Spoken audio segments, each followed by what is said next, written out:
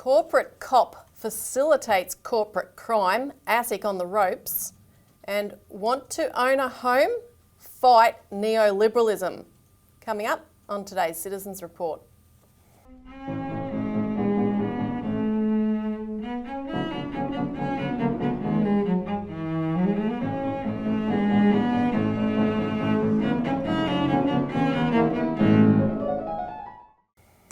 Welcome to the Citizens Report for the 4th of July. Another reason to celebrate, maybe? Yes. I'm Elisa Barwick. Joining me today is Citizens Party leader and founder Craig Isherwood. Welcome, Craig. Yeah, thanks, Elisa. On today's show, we're going to be talking about the report which has just been released by the Senate inquiry into ASIC, and it's a bombshell. And then we're going to talk about a topic that has been requested, and that is the Australian housing market and what can be done to fix it. And it's quite straightforward, as the headline suggests, top down that is. Now, don't forget, if you haven't already, to subscribe to the channel and recommend it to others. You can ring the notification bell and you'll find out when the new shows come out. And please comment below, circulate it on social media. All those things help to spread the message. And if you can donate, please do so. I think half the office needs a week off for sickness recuperation. Almost. We've got a lot of it around. All the flus and colds going around. Yeah, we've also been travelling around the country to these forums, the Shake Your Chains forums. We've just completed a big one in Perth. Close to 600 people so far attended the last 6 to 7 forums. I think I'm losing count of how many forums we've done. We're doing another one this Sunday in PENRITH, and then have a bit of a break for 3 or 4 weeks, and then we're off to Newcastle, then Darwin and various other places. So if people are interested in coming, they can always contact the details on the bottom of the YouTube page here. Yes. And it's an opportunity to see us in person, and they're a lot of fun. Yeah, for sure. So join in. Now straight into our first topic. Corporate cop facilitates corporate crime. ASIC on the ropes. Now, this is a huge story and another victory for the process of engaging the population in Senate inquiries and parliamentary inquiries of all kinds.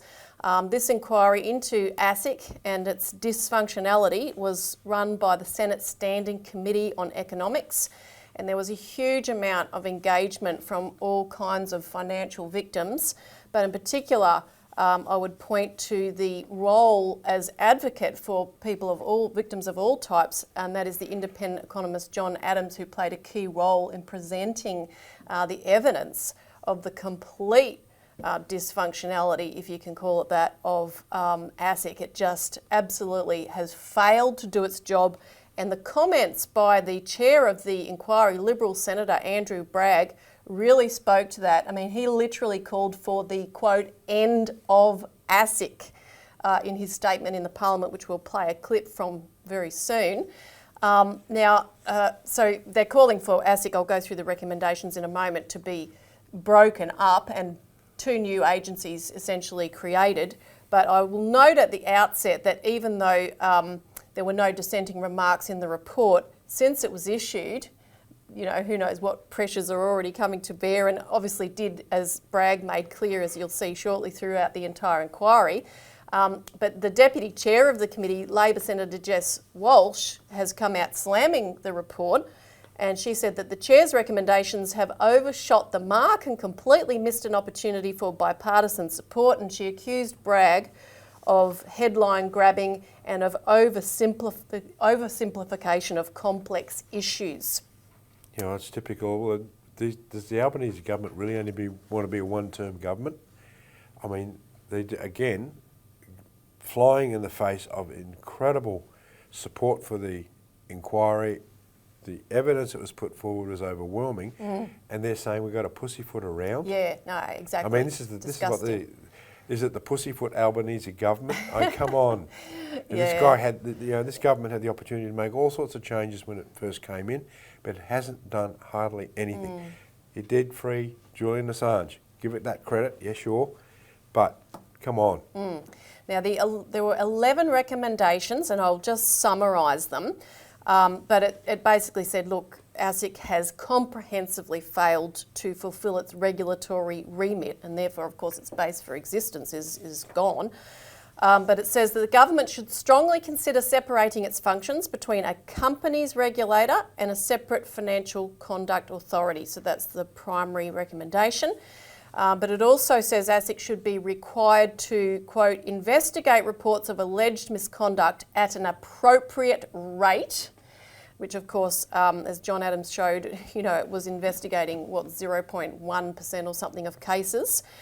It also has to develop, it recommends to develop standards and expectations for such, for its conduct, and including a code of conduct, greater transparency, establishment of a register of case outcomes so that that information is publicly available for the benefit of people, to stop new victims being created every day as we have happening now, new governance standards, and also, interestingly, financial incentives and compensation for whistleblowers. And Bragg really denounced how badly whistleblowers are treated in Australia in his parliamentary speech. And also that the resourcing of ASIC be reassessed. Now, in a media release, Andrew Bragg went further. He said outright, ASIC has failed to fulfil its mandate to enforce Australia's corporate laws. And he said that the committee has uncovered the dire state of ASIC, an organisation without transparency, few prosecutions, and a litany of cultural, structural and governance issues. And he went on to say that countless Australians, as we well know, have been hurt by ASIC's consistent failure to investigate and deter corporate crime. And then he cited a particular case which goes it's even worse than that. He said, looking at the cases of Newix and Dixon Advisory, it was clear to the committee that ASIC's failure facilitated continued corporate misconduct. And of course the question is it just, accidental failure, or is this deliberate? Of course, remember, Joe Longo, the current head of ASIC, is the corporate regulator that the business world long desired, as basically Josh Frydenberg, the former treasurer, made very clear. Now, I'll play now a clip from Andrew Bragg, but just to preface it, he said that in establishing this inquiry, there was a significant amount of interference from the agency itself. So ASIC did obviously not want to get to the truth of this matter, which implicates them directly in what I said earlier. And ASIC, he said, had sought to influence the vote the Senate took to establish this inquiry, which was quite improper. And he went on to say, I would say that ASIC went out of its way to obstruct the inquiry. They refused to provide relevant information and so forth. Now, we'll listen to what Andrew Bragg had to say just in these couple of minutes of this clip where he does call for the end of ASIC. Now, ASIC really has one job, and that job is to be a law enforcement agency. We come to Canberra, we pass laws, corporate laws, financial services laws and the like, and we expect that the regulator will try and enforce those laws by pursuing civil and criminal cases, building a brief of evidence and winning a conviction in the court. Now, sadly, that is not the case in Australia, and that is why I believe that Australia has become, in many respects, a haven for white-collar crime. And that is that this is the third such inquiry in the last few decades into ASIC by the Senate. There was one in the early 90s, which was done by Chris Ellison, and there was another one done by the Labor Senator Mark Bishop about 10 years ago. And they both made what I would say were deck chair on the Titanic style recommendations. We have gone for a complete change here into new agencies and the end of ASIC, because I don't think it can be fixed culturally or structurally, and so that's why we've made this perhaps controversial recommendation, but I think it's the only way you can fix the situation. Well, you can see he has really put the fox in the hen house here, which is good. ASIC and APRA, as we know, are the regulators loved by the banks and large corporations. They don't act in the interests of the people. You see that with the Sterling First disgusting Sterling First issue where you've got all these pensioners and elderly people have been thrown out of their houses because of scams that weren't picked up by ASIC. He's right.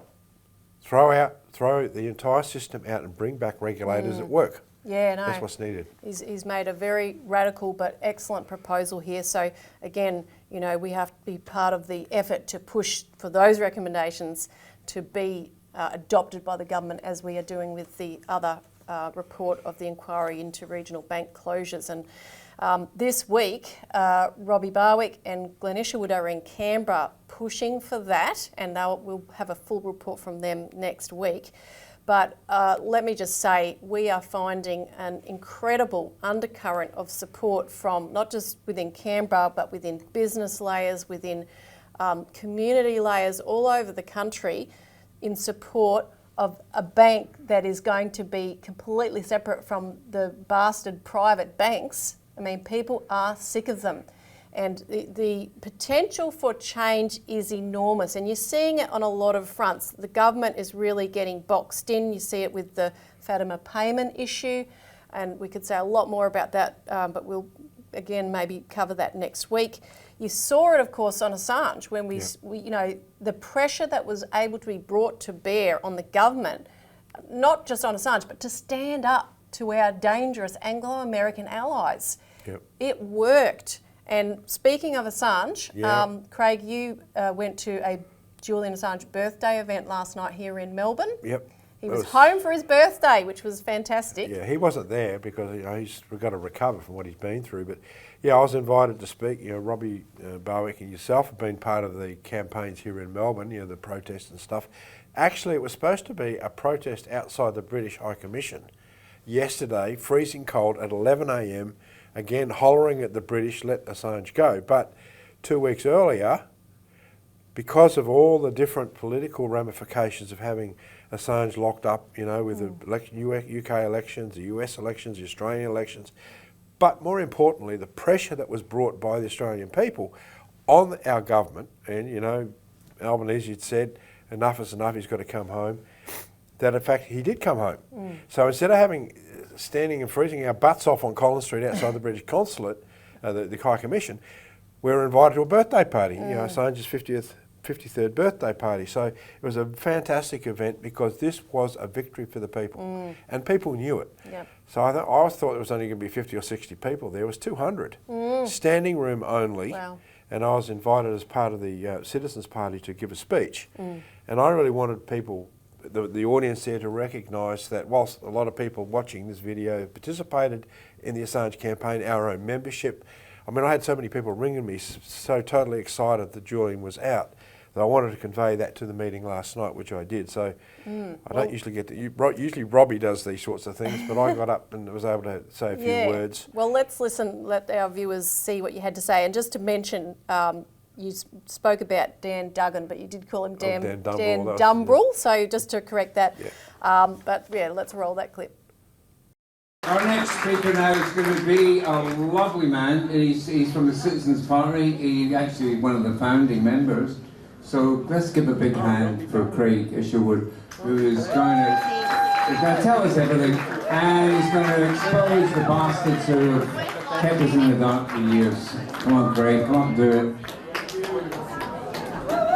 Well, thanks very much for having me here today. I'm actually here because of the thousands of people within our party, just like you, who wanted me to come along and express how happy they are that we had a victory, that we got him out. And I think we've experienced for 36 years, I founded the party 36 years, the ABC's the biggest bunch of creeps we've ever come across. And I can go through chapter and verse what that's about. I can go through so much over those 36 years. But what Julian represents is this idea of justice, of integrity, and all the things we haven't had with a lot of political party leaders, not all, but most political party leaders in this country for a long, long time. So our party members want to say, g'day, I hope that, and I'll be saying to you, I hope you had as much fun, even though it's a serious business, that we did. Now, Why do I say fun? Well, Jan Pacullis, who's young at heart, she decided she wanted to make Julian the centre of attention in Queensland. So she says, Craig, can you print me a 3-metre tall picture of Julian with the American flag across his mouth? I want to take that everywhere. So we did. We printed a 3-metre banner of Julian, which went everywhere in the country. All over Brisbane. Every time she went out on the street, that banner went with her. And I think John even got a picture with the banner up there. So we took Julian's case to the people, and that's what we do as the Citizens Party. Now, we are a grassroots political party. We're doing the best that we can to bring these sorts of issues forward to the Australian people. We don't compromise. We're not a populist political party. And if you watch our Citizens Report on YouTube, you'll find out why it is that we represent fundamental ideas, important ideas, and why we've been talking about Julian's case for many, many, many years. Now, Robbie Barwick and Elisa, who would have loved to be here today, they had John around for a barbecue only about a month ago, sends his best regards. Robbie spoke at many of the different rallies with Julian outside of Collins Street. Speaking of which, I'm so glad that we're here tonight instead of in that damn place outside the damn British Embassy protesting. And I'm even happier, this might sound weird, about last week, Rain said, can you please print me 1,000 flyers? So we printed 1,000 flyers, colour, back and front, A4s. And the next day, we heard that Julian was free. And we chucked a lot. That's the best use of flyers I've ever had. You want to talk about mass distribution? Good. Right, now this is a funny thing is that Robbie and I work very closely. I mean, I've been working with Robbie since he was 17. That's 30-something years. So Robbie does a lot of the front line work in terms of rallies and stuff. And he was sitting in his office, like he does, on a Tuesday morning, and up pops a Guardian article. Julian Assange will be free. And he's thinking, oh, no, this must be a spoof. And he's pulling with this. Anyway, he rang up Rain and John, who were there, and he confirmed that Julian was free. And he comes in to me and he says, you know that Julian's free? I said, what? That Guardian article's real? Yes, it is. And I said to Robbie, why Marianas Islands? What? And Robbie says, it must be time zones or something. But, but then we know what the truth is the fact is that Julian didn't trust the Yanks. And I don't trust the Yanks. A good reason, the fact that they had to have a US ambassador on the plane with him and the UK commissioner on the plane with him, I wouldn't trust them as far as I could throw them. Now, that doesn't mean I don't like Americans, because I've been to the United States over 20 times in the last 30 years, and I've got fantastic friends that are Americans, but they are not part of the America that we see now. It's part of this military-industrial complex that is creating wars and destroying human lives everywhere. Yep. They hate it.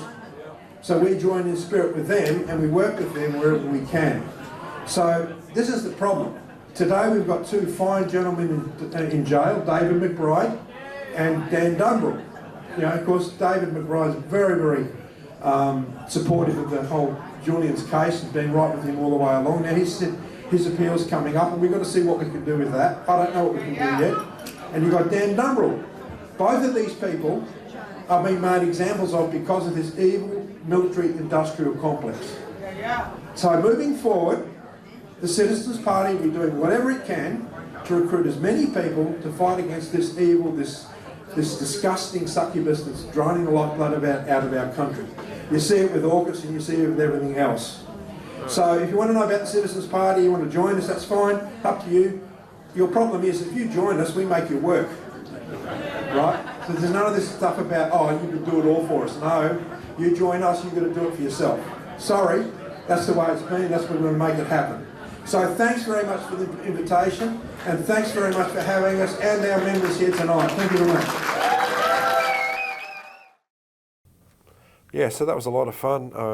John Shipton was there, and Rain Sinclair, who are the main organisers for a lot of the work here in Victoria, were very happy that it went well. And as John says, till we meet again next time, and I don't know where that's going to be. Yeah, no. So, well, there's a lot more work to be done, and definitely. they are the first to say that. Well, Dan Duggan is key here, and also David McBride, I believe he's got an appeal coming up.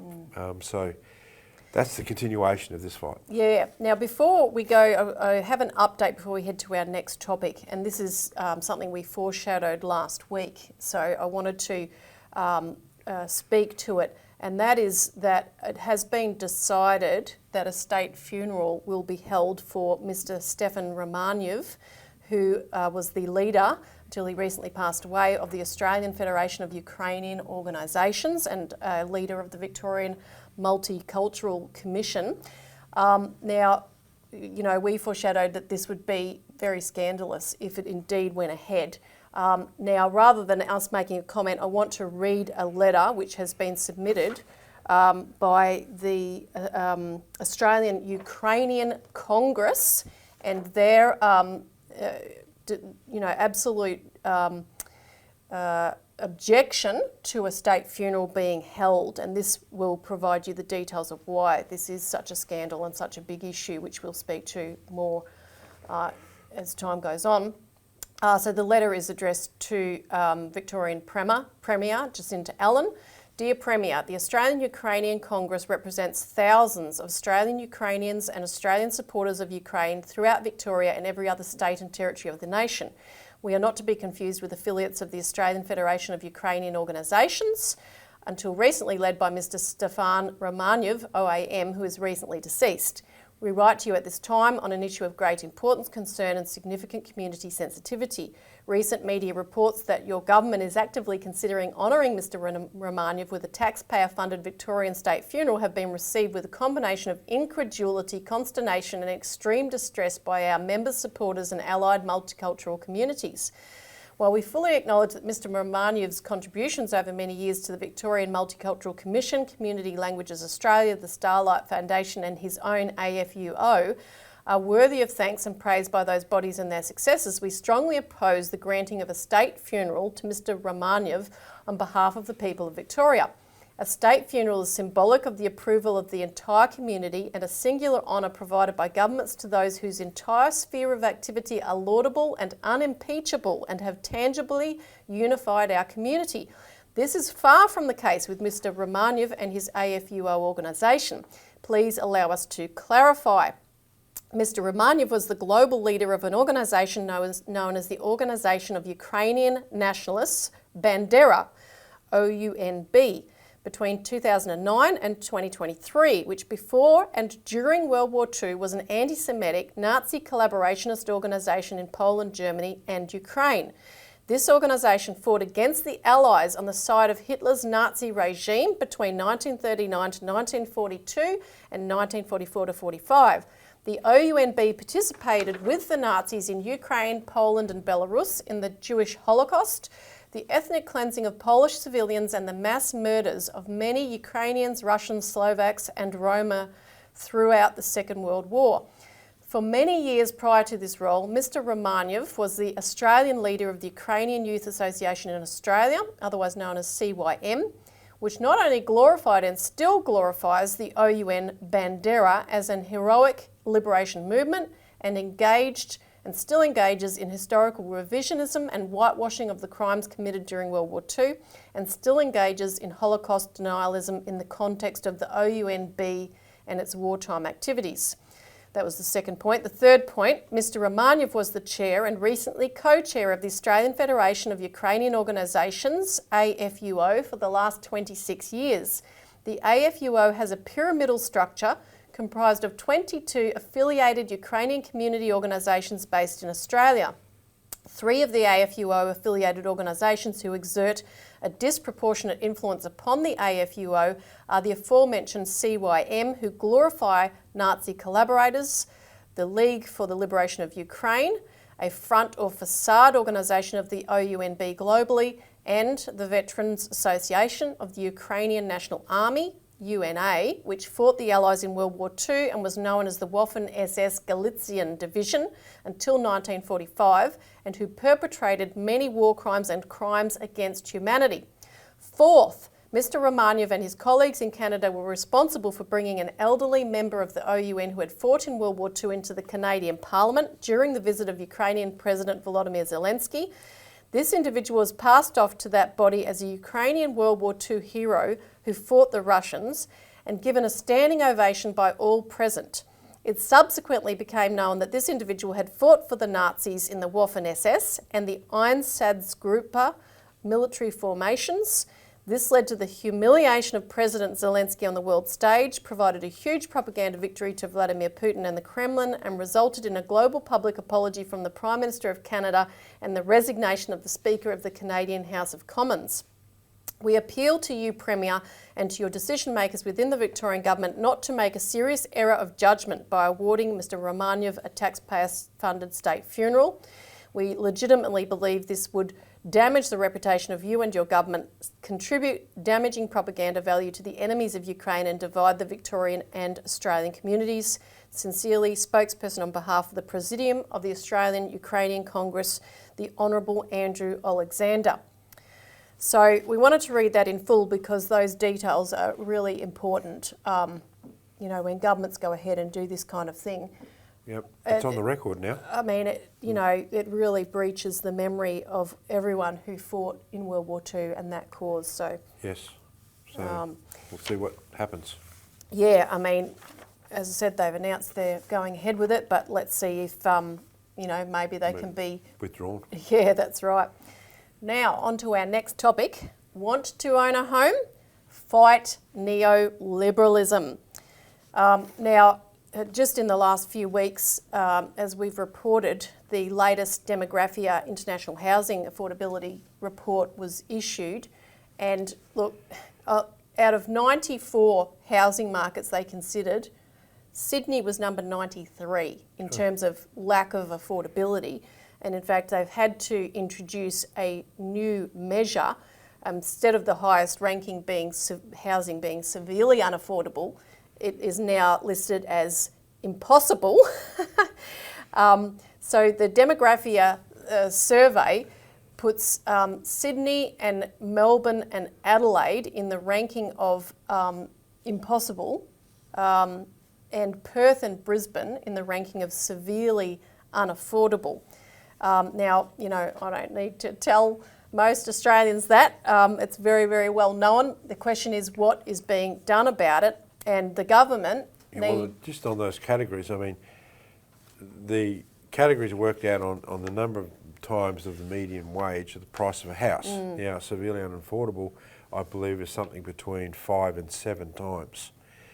Impossible is 9 times. So you're looking at Sydney, Melbourne and Adelaide, the price of a home is 9 times the median wage, or something considerably unbelievable. How can you possibly buy a house on 9 times the median wage? And that's what they've now brought in. No, exactly. So, you know, it's impossibly unaffordable. That's the bottom line.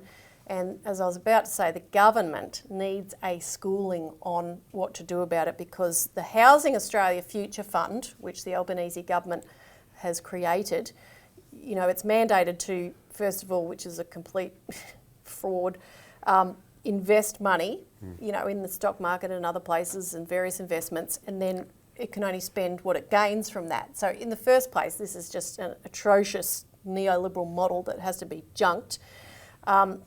But second of all, it hasn't laid out any money yet on building any homes, but at the same time it's spent $24 million on external consultants to advise them on what to do, which are going to be, you know, things that should just be written off anyway, and $6 million on executive salaries. Oh, great. So, you know, it's just an abomination. Well, it's a neoliberal model, Elisa, because look, what is neoliberalism at its core? It's where you turn citizens into customers, and you turn public service into effectively customer pays. And everything else in between has to be on a profit model. So you're taking an institution set up by a government that, quote unquote, has to be profitable under a neoliberalism model. That never used to be the case. Where you had government institutions, they were there to serve the public. Therefore, they didn't have to make a profit. They just had to use taxpayers' money wisely in order to provide a service. A very big difference. But this is the way government has turned. Everything now is on a profit-based motive. And that's why you have all this money stuck into these funds. And it's not being used to literally. How many houses could they buy if they actually spent the money buying the houses? Yeah, well, no, they're going to them. keep the money in a fund, speculate with it, take that interest in speculation and then spend that on buying houses. That's where the problem comes in. Yeah, exactly. And as the model you outlined, the flaw in it is that, of course, per the market model, if money can't be made out of doing it, then the private sector doesn't do it. And if government doesn't step in, it doesn't get done. And that's why we're in the situation that we're in now.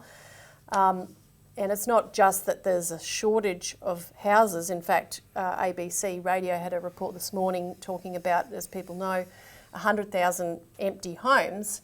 But see, that's also the result of neoliberal policies that have encouraged people to do things like land banking and just have investment properties sitting there because they can flip them and sell them later on. So all of those policies need to be fixed and changed. And what we want to do today is to run through the models where Australia has done this in the past successfully.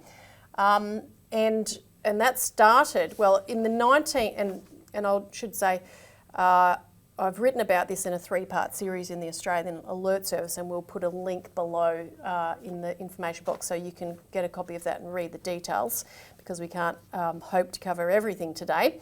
I wanted to say from the outset, though, that the starting point to solve this problem, and indeed virtually any problem you want to mention, is you've got to fix the economy. And fixing the economy requires dumping neoliberalism. If we have a healthy, functioning economy, we can tackle anything and we can solve anything. And the funding to do it, comes from having a functioning economy, but it also comes, as we'll discuss, from the ability of governments to do what the private banks do every day, which is create credit, right? And you have the backing of the nation behind you, or the same backing as private banks have. And you don't have the motivation to make profit, right? No. You do have to recover the cost of the credit. But that's only a minuscule interest rate over a long period of time. Well, that's right. That's a service fee, basically. So you take the credit, you're putting it into assets, long-term assets. I mean, I think you made the comment this morning, I think it's in your article there, during the war we created all this credit by issuing treasury bonds. The Commonwealth Bank would buy those bonds, the money would go into the government would then fund the munitions, so they create bombs and stuff. Those bombs would explode, disappear. Yeah, you've got no asset left. There's no asset left. Well, instead of buying bombs and weaponry and ammunition and stuff, buy houses. They're going to be around for 50 or 60 years, right? So there's an asset, a physical asset, and this is the thing about credit. If credit is spent in developing assets, you're actually funding the future. This is not speculation. And it's not inflationary, because you're doing something with it that grows the economy. Now, I want to start, because we want to talk about the Commonwealth State Housing Agreement, which was the post-World War II housing development program that our government entered into with states. But I want to put up this graph first of all, and this is courtesy of a submission written by Cameron Murray, an economist, submitted to a 2021 parliamentary inquiry into housing affordability and supply. And I want you to note, because this is the increase in home ownership, which happened when this Commonwealth State Housing Agreement went into action. That was the starting point of it, and you see the line slowly starting to come up and then soaring. But note the comment that he's put on there, the market did not do this. I mean, this is obvious to anyone who actually understands and looks at the history, which is why we're bringing it back, because we need to school our politicians in this understanding. Now, I will say that prior to the Commonwealth State Housing Agreement, state banks in Australia, and we've talked about this before on the show with the examples of Victoria, the State Housing Commission here, and the South Australian Housing trust over there, which was a phenomenal model. So prior to World War II, states were investing in public housing, and they did a very, very successful job at that. The Commonwealth Bank itself, of course, then a government bank, was also funding war service homes from the end of, or from 1910 approximately. It was starting to do that. Now in 1943, so the war was still ongoing, but the Curtin-Chifley government, they had vision, and they knew as the war came to an end and the soldiers started to come home, they needed somewhere to live. So in 1943, Curtin and Chifley established a National Housing Commission and got it to conduct a full review of the housing situation in Australia. And they said, look, with already what we're lacking now and what we'll be lacking in the coming few years, and of course there were immigration programs planned, which we needed to have to develop the country after the war, 300,000 homes would need to be built. That was the deficit. And this committee, they had 1,000 witnesses that they interviewed. Most of them were interviewed in person. They went to 59 towns and they collected reams of evidence from local communities. And this was their main recommendation. We consider that a dwelling of good standard and equipment is not only the need, but the right of every citizen. Whether the dwelling is to be rented or purchased, no tenant or purchaser should be exploited by excessive profit. Let that sink in. Just about every Australian is being exploited at the moment by the banks or the landlords that are beholden to the same banks to be just living day to day with the incredible interest rates on mortgages, with the rents going through the roof. Now, the government didn't accept all of the recommendations, holus bolus of this committee, but they accepted a lot of them. The committee had recommended that people on low incomes should pay no more than 1/6 of their income on rent. The government ended up choosing the figure of 1/5, and they said that only 1/5 of income should be spent on mortgage. Again, today, wouldn't that be great?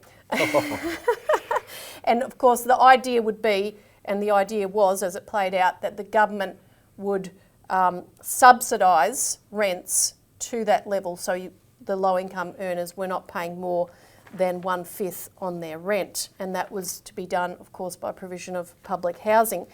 So the recommendations also included a Commonwealth Housing Authority with the power to acquire or lease land, build homes, control rents, make loans, purchase materials, and delegate any of those powers to approved local government authorities.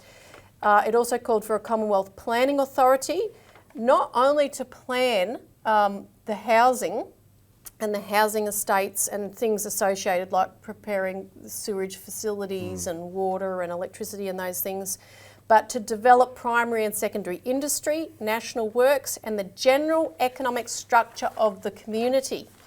So they looked at the bigger picture and forward planning. Yeah, exactly. So in 1945, the government, and Curtin was still alive at that time, tabled the bill for the Commonwealth State Housing Agreement. They proposed to build 750,000 homes in 10 years.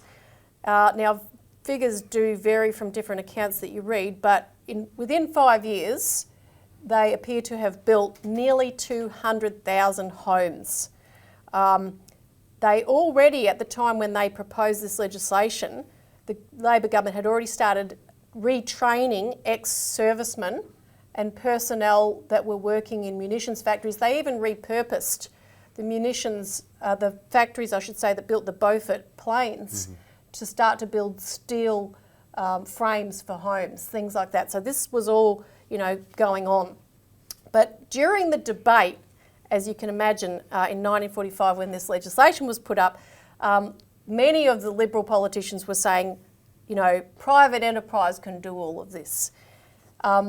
Kim Beazley Senior, of all people, from the Labor Party, he pointed out that didn't work in Victoria, and he talked about how Victoria created the Housing Commission and used the State Bank to fund it. And he said, this is what Beazley said, the solution can be found only by a government which will put aside all considerations of profit and build houses for a social purpose, which I think was a key statement. Now, the Liberals went on to claim, you know, this was socialist and so forth. But a Liberal Member of Parliament stood up and described the program of the South Australian Housing Trust. He said this was the program of the Tory Playford government. This was the government of the premiership of Sir Thomas Playford IV, who was Premier of South Australia from 1938 to 65. He was a Conservative Member of Parliament. Now that trust built 1/3 of all South Australian homes between 1945 to 1970, and at its peak was the biggest property developer, right? So, you know, Liberal MPs recognised that this was not some socialistic thing. This was something necessary for the building and development of the nation if we wanted to have a future. Yeah. Now, and we're obviously glossing over a lot of history that happened in between, but in 1949, unfortunately, the Chifley government was defeated. Curtin had died during 1945, of course, but in 1949, the Menzies government came into office, and the takedown, albeit gradually, of the Commonwealth State Housing Agreement began. And of course, you have to remember what was happening in the background globally, is that after World War II, the Mont Pelerin Society, as you are very fond of talking about, I'm not fond of talking about it, but one has to look at one's history to find out. Yeah, exactly. What was also, as you're saying this, look, in the 1945 to you had the 47, you had the establishment of the Mont Pelerin Society, which was set up specifically to attack the power of government. Clement Attlee came in shortly after World War II in the UK, and he literally nationalised the Bank of England, took the credit capacity of the Bank of England, and then put that into all sorts of social programs. He established the National Health Service. He built 1 million homes. He privatised 20% of the economy in the UK using the power of government. He nationalised. I keep getting confused there. But look, the point is that he was able to use the power of government, and this freaked the hell out of the Liberals and these neoliberals. And they said, oh, we have to do something about this. So you had the foundation and the development of the Mont Pelerin Society in order to push this neoliberal agenda. This is where this cancer's come from. This is not a new idea in the sense that it comes from the old liberal, you know, free trade, you know, British free trade philosophy. But there was a real impetus come in because these neoliberals could see the power of government would destroy them. And of course, Curtin and Chifley in Australia, they weren't neoliberals, they were old Labor, and that resonated with the Australian population. And their intention post-war period was to rebuild the country using the same approach, credit that funded the war. But of course, Menzies came in, and typical of Menzies, flattened the whole thing. So he straight away adopted a credit restriction policy because, of course, there was inflation raging overseas, and all of the orthodox economic, you know, experts were saying you can't create credit because credit creates, you know, as you did during the war, you issued treasury bills and that creates inflation. And in fact, it didn't. And Jim Cairns, in his book, in 1976 book, Oil in Troubled Waters, actually documents chapter and verse how it was not responsible for inflation, or maybe, you know, a tiniest smidgen. But there were other factors that were creating inflation in you know, the war situation, and then the Korean War. But yeah, so Menzies immediately adopted a credit restriction policy, and at the same time they stopped issuing, well, straight after the war actually, less and less treasury bills. That was used less and less as a means, as a mechanism to finance things like the Commonwealth State Housing Agreement. The economic orthodoxy was saying the only government spending you're allowed to do can come from either government revenue, so taxation and so forth, or can be sourced from investment, the investment of public savings, because that's money that's there. So you can't create credit, you can absorb money that's there by issuing, you know, government bonds or floating a public loan and attract savings of the people. So this was already putting the clamps on the housing program, and you had Menzies beginning to reduce the amount of money that was available for the Commonwealth State Housing Program. So he would announce every year they had to renegotiate the amount of money that was necessary for the housing program, because the federal government couldn't go and build houses because that was a state responsibility. So the basis of the agreement was the Commonwealth would provide the funding so that the states could then organise the building of homes that could either be leased or sold to, the population. But yeah, as each year the funding was renegotiated, Menzies would get a request from the states for a certain amount of money, and he would say, well, you can't have that much because the money's not available, you can have this much. But then often they would say, often those issues of public flotations would be undersubscribed, and they'd come back and say, well, sorry, the market won't provide for that amount of money, so you can't have it.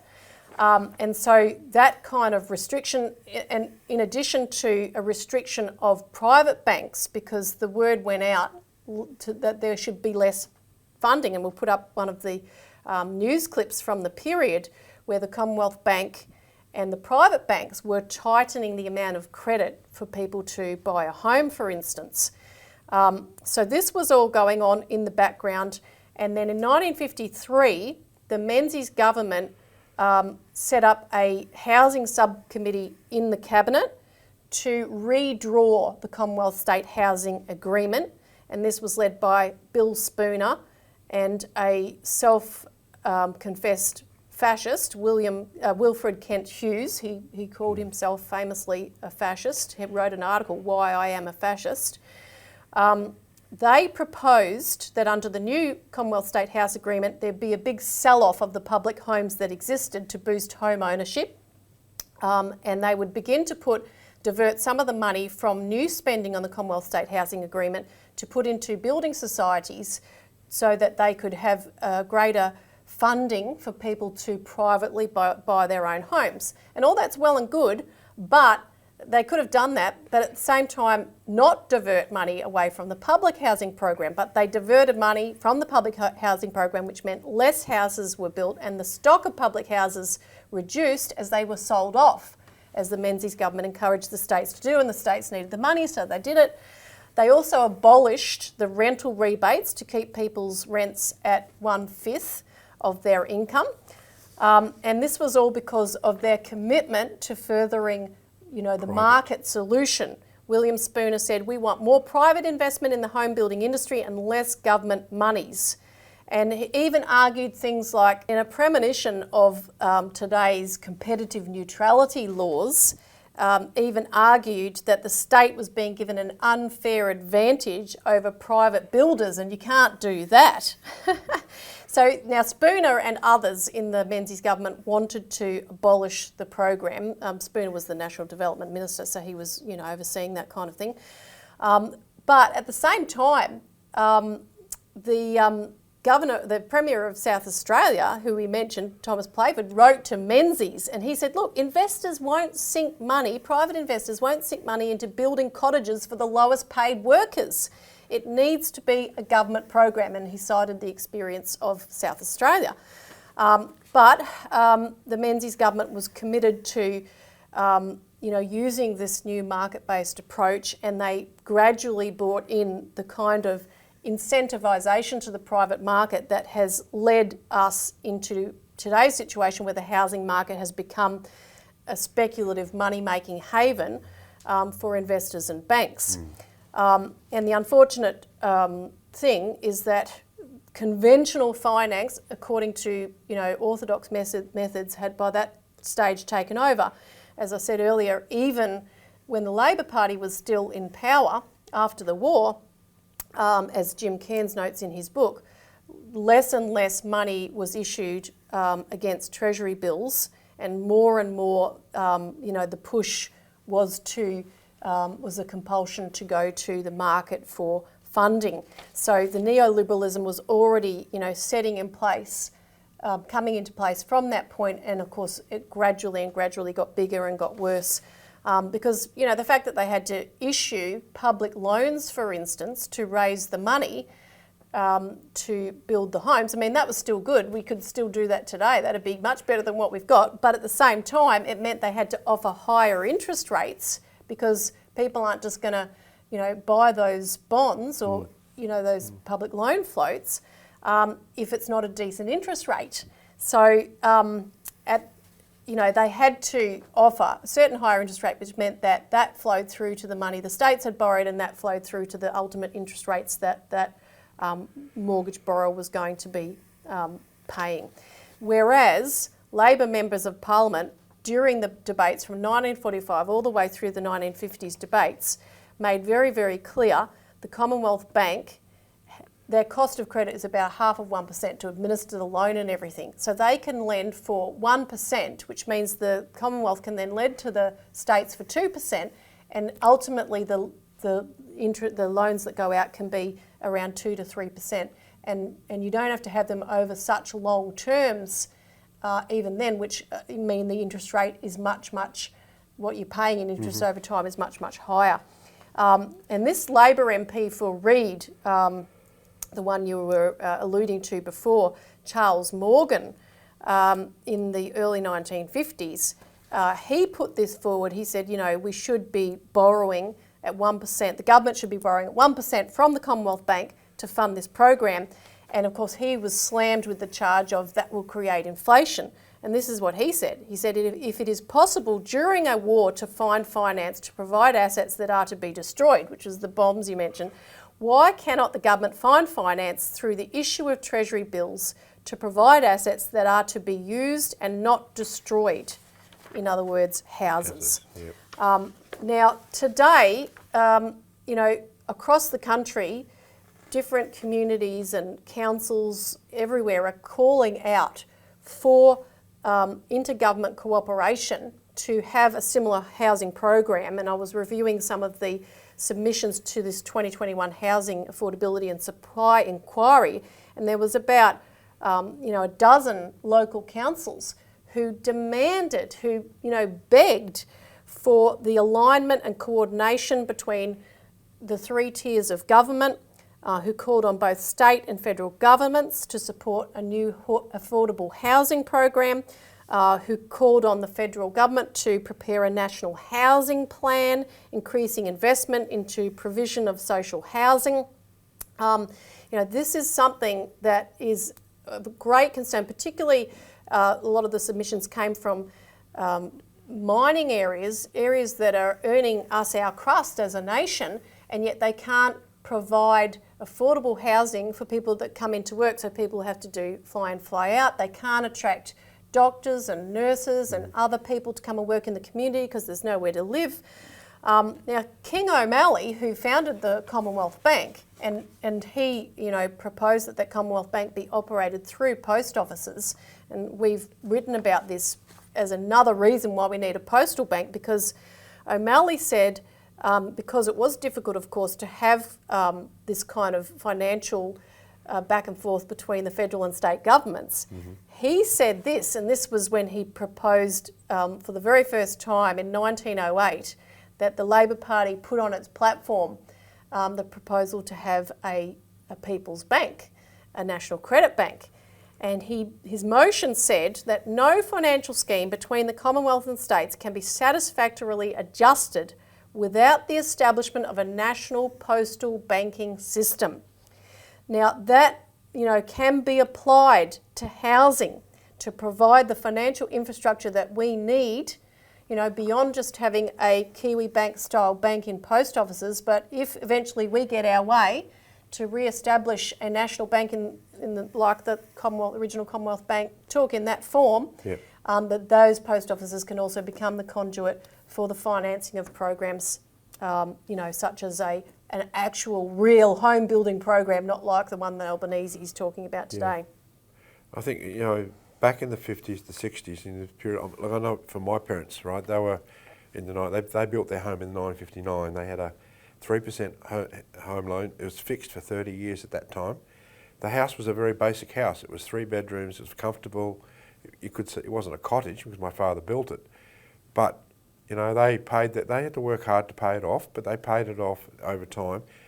By 15 years later, they did like a lot of people did. They extended the house. They built a whole new section out the back. So the house got twice the size, it got more modernised and so forth.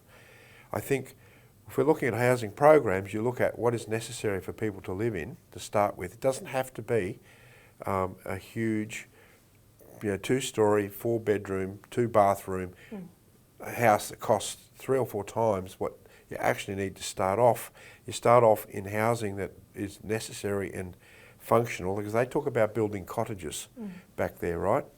So I'm sure that right throughout rural Australia in particular, if there was housing programs to provide very good quality, basic housing initially, that people could then effectively buy, and public housing that people could rent, then over time what you would see more and more people buying and then extending and changing those houses to what they actually want, they can afford.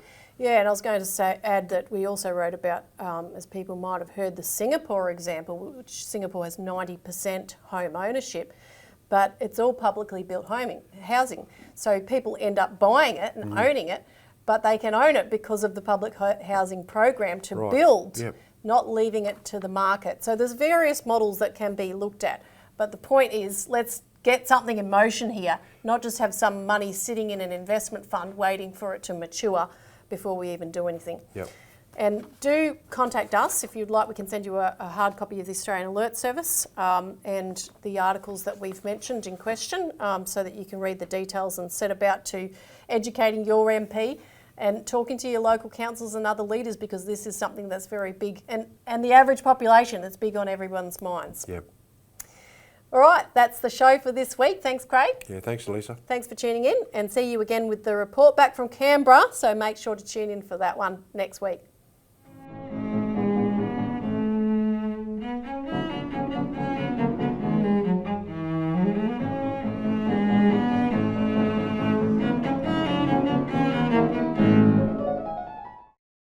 Authorised by Robert Barwick, Citizens Party, Melbourne.